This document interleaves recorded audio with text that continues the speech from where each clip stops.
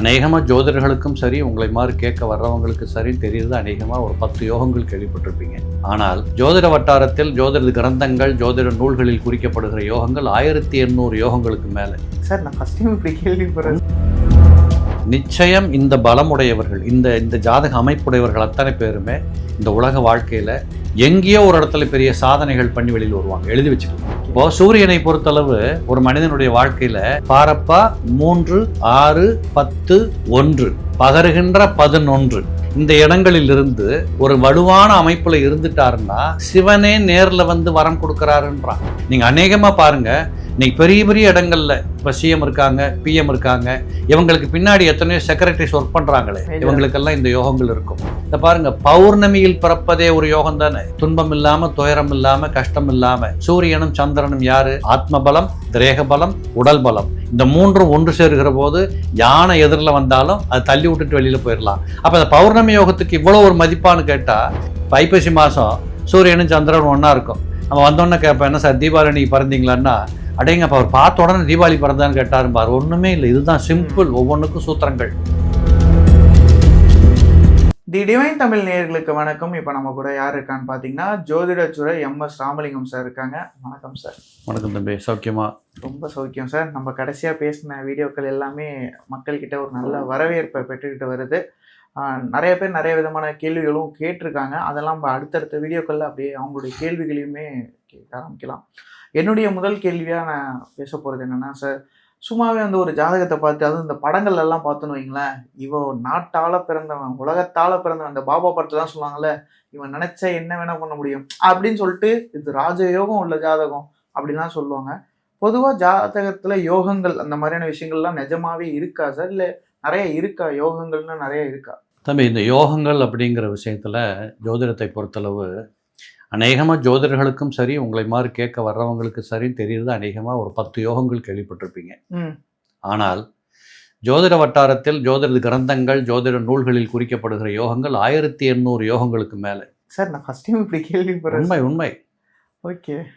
இப்போ அப்படி என்ன சார், அப்படி ராஜயோகம்னா அப்படி இல்லை இப்படின்னு தான் நம்ம கேள்விப்படுறோம். இல்லை, யோகங்களை பொறுத்தளவு இன்னும் கூட அதில் தெரிஞ்சிக்க வேண்டியது என்னன்னா, சுபகிரகங்களும் யோகத்தை செய்யும், அசுப கிரகங்களும் யோகத்தை செய்யும். சுபகிரகங்கள் செய்கின்ற யோகங்களை நாம் என்ஜாய் பண்ணலாம். அசுப கிரகங்கள் கொடுக்குற யோகங்களை அனுபவிக்கணும்னா கடந்து போகணும். அது ஒரு பாட புத்தகமாக இருக்கும், படிப்பினையை கொடுக்கும். அப்போ இப்போ யோகங்கள் உருவாகிறதுல பார்த்தீங்கன்னா, எப்போதுமே ஜோதிடம்னு எடுத்துக்கிட்டீங்கன்னா சூரியன் சந்திரன் தான் அதில் பிரதானம். யோகங்கள்லையும் அவங்க தான். இப்போ சூரியனை பொறுத்தளவு ஒரு மனிதனுடைய வாழ்க்கையில யோகமான இடத்துல அமர்ந்துட்டாருன்னு வச்சுக்கோங்களேன், பிரம்மாண்டமான யோக பாக்கியம்லாம் வந்துடும். எப்படி? சூரியன் வலுத்திருந்து யோகமா அமைஞ்சிருச்சுன்னா இறைவனே உங்களுக்கு நேரில் வந்து உதவி செஞ்சா எப்படி இருக்கும்? இப்போ ஒரு உதவி கேட்டு மனுஷங்கிட்ட போகிறோம், ஒரு அதிகாரி கிட்ட போகிறோம், ஒரு சொந்தக்காரங்கிட்ட போகிறோம், இருக்கிறவங்க கிட்ட போகிறோம். இது எல்லாத்தையும் தாண்டி கடவுளே வந்து நேரில் வரம் கொடுத்தா எப்படி இருக்கும்? சூரியனை வைத்து சொல்லப்படுகிற யோகம் பார்த்தீங்கன்னா நிறைய எல்லாமே பாடல்களாகவே இருக்கும். இந்த பாடல்ல ஒரு பாடல்ல வர்றது பார்த்தா, பாரப்பா 3, 6, 10, 1 பகர்கின்ற 11 வெய்யோன் நிற்கில் சீலப்பா சீலனோட மனதில் தானும் சிவ சிவ தெய்வங்கள் காத்து நிற்கும்னா புலிப்பாணி சித்தர். இது நான் படிச்சிருக்கேன். இந்த சீலப்பா வேலப்பாங்கிறது எல்லாமே அவர் தான். அப்ப என்னன்னு கேட்டா, சூரிய பகவானை பொறுத்தளவு பாரப்பா 3, 6, 10, 1 பகருகின்ற 11. அப்போ இந்த 5 இடங்கள் 3, 6, 10, 1, 11 இந்த இடங்களில் இருந்து அவர் நீச்சம் பெற்று போகாமல், பகைமை பெற்று போகாமல் ஒரு வலுவான அமைப்புல இருந்துட்டாருன்னா சிவனே நேர்ல வந்து வரம் கொடுக்கிறாருன்றான். அப்ப இந்த சூரியன்ல இருந்து வரக்கூடிய இந்த யோகம் என்ன செய்யும்னு கேட்டா, நம்ம ஏற்கனவே பேசியிருக்கிறோம். 3ஆம் இடம் எதை சொல்லிச்சு? நம்ம கடைசியில ஒரு எப்படி பேசுற போது 3ஆம் இடம் தான் ஒரு மனிதனுடைய முயற்சி. அப்போ ஒரு மனிதனுடைய முயற்சியிலேயே ஒரு யோகம் இருந்ததுன்னு வச்சுக்கோங்களேன், அவன் எப்படிப்பட்ட முயற்சி பண்ணுவான்? இப்போ நம்ம பார்க்குற சில இடங்கள்ல ஒரு இதெல்லாம் சாத்தியமானு நம்ம யோசிக்கிற போது ஒருத்தன் அடிச்சு தூள் கிளப்பிடுறானே, அப்போ அது முயற்சியா இல்லையா? கண்டிப்பா. இந்த 3ஆம் இடம் முயற்சி. 6ஆம் இடம் முயற்சியால் ஏற்பட்ட பிற்பாடு களம் கிடைச்சிருச்சு, உழைக்கணும். அந்த உழைப்பு 6ஆம் இடம். அந்த களம் ஏற்பட்டு உழைத்த பிற்பாடு அதை தக்க வைக்கணும், அதுக்கு பேர் தொழில். அந்த தொழில் ஏற்பட்டு நடந்துகிட்டு இருக்கிற போது அதிலிருந்து வர வேண்டியது லாபம் 11. இப்போ பாருங்க 3, 6, 10, 11. இதைத்தான் ஜாதகத்துல உபஜய ஸ்தானங்கள்னு சொல்றோம். அப்போ உபஜய ஸ்தானங்களில் எந்த கிரகங்கள் இருந்தாலும் நன்மையே. அதிலும் குறிப்பாக சூரியன் இருந்தால் பெருத்த நன்மைகள் கிடைக்கும். அப்போ 1ஆம் இடத்திலும் அதுதான். உதாரணத்துக்கு 3ஆம் இடத்துல சூரியன் ஒருத்தருக்கு இருந்தார்னு வச்சுக்கோங்களேன், நல்லா இருந்துட்டா அவங்கள மாதிரி இந்த உலகத்துல கடினமா உழைப்பதற்கும் திங்க் பண்றதுக்கும் திட்டங்கள் தீட்டுவதற்கும் ஒருத்தரும் கிடையாது.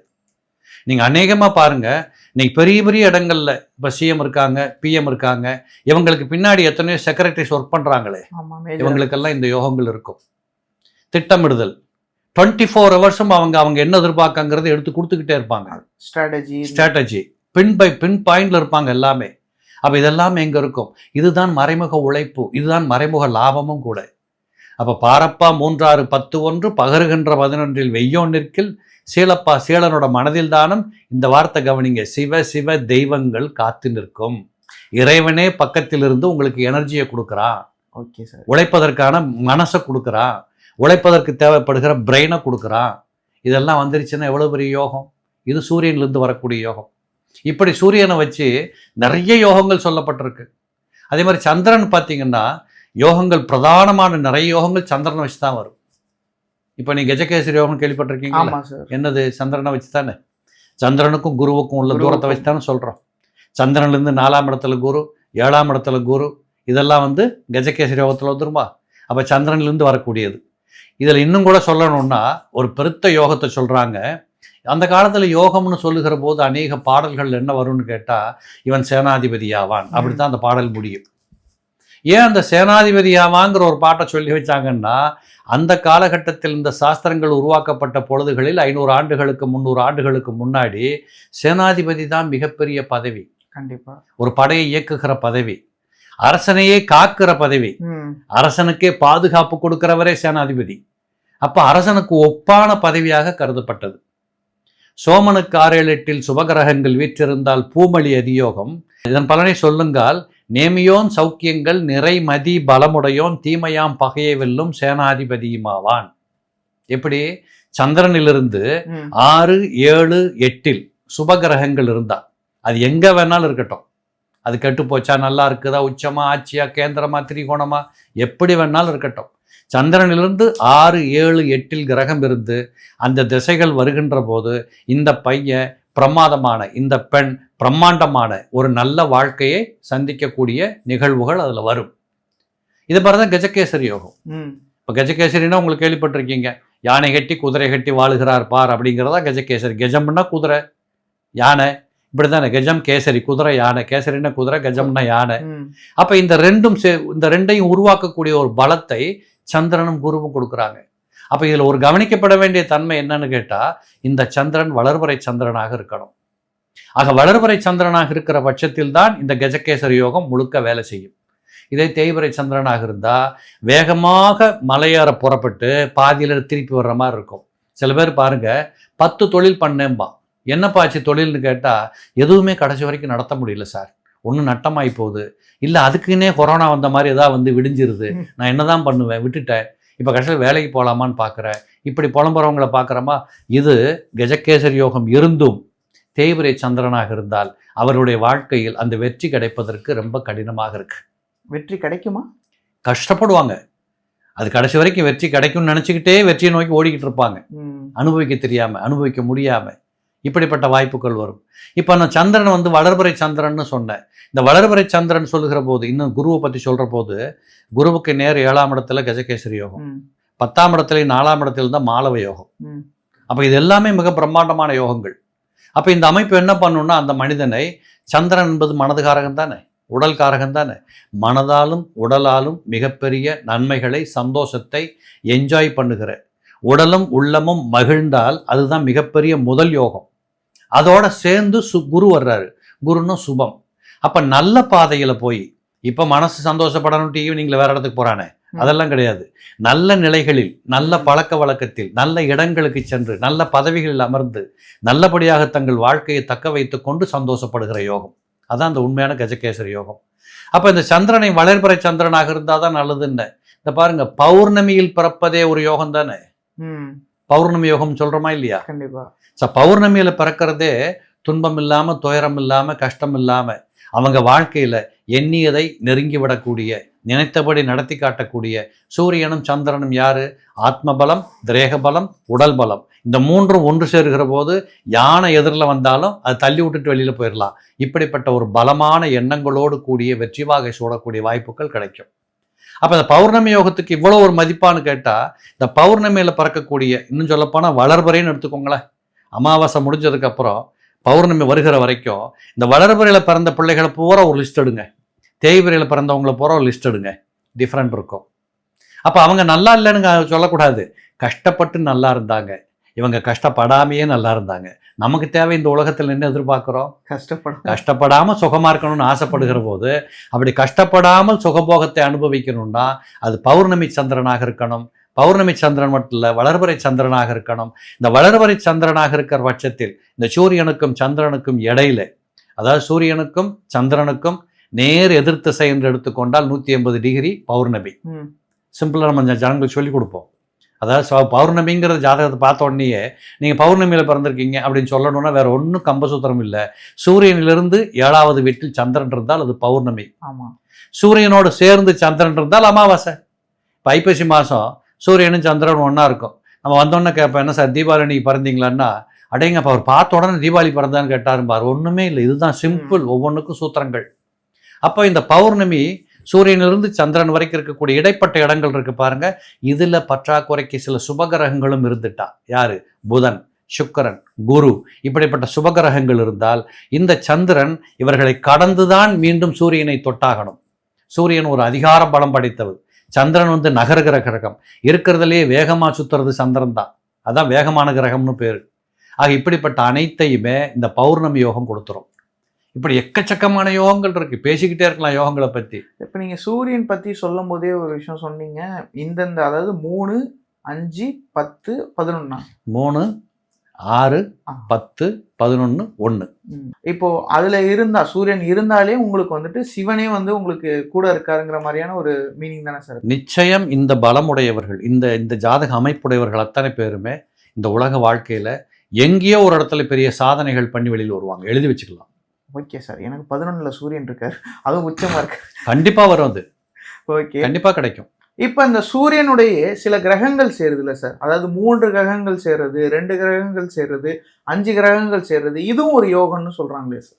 இல்லை, சூரியனோட சாதாரணமாகவே எப்படின்னா, இப்போ நீங்கள் விஞ்ஞானமே என்ன சொல்லுதுன்னா, சூரியனுக்கு முதல் வெளிவட்டத்தில் புதன், அவர் தான் சுற்றுறாரு. சூரியனுக்கு பக்கத்தில் சுற்றுற கிரகம் புதன்.